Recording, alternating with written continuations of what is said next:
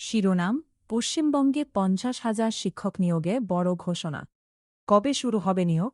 নমস্কার, আমি এসজি। আপনারা দেখছেন বাংলার খবর।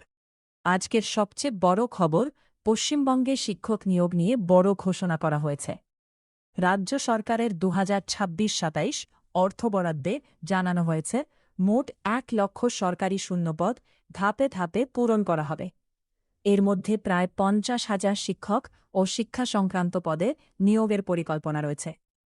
সরকারের দাবি, স্কুলে শিক্ষক সংকট দূর করা এবং শিক্ষা ব্যবস্থাকে আরও শক্তিশালী করার লক্ষ্যেই এই নিয়োগের পরিকল্পনা নেওয়া হয়েছে।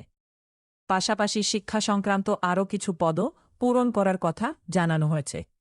তবে একটি গুরুত্বপূর্ণ বিষয় হল, এটি এখনই মূলত বাজেট ঘোষণা, অর্থাৎ নিয়োগের বিস্তারিত বিজ্ঞপ্তি, আবেদন শুরুর তারিখ, যোগ্যতা, বিষয়ভিত্তিক শূন্যপদ এবং পরীক্ষার সময়সূচি এখনও প্রকাশ করা হয়নি। তাই চাকরি প্রার্থীদের সরকারি বিজ্ঞপ্তির জন্য অপেক্ষা করতে হবে।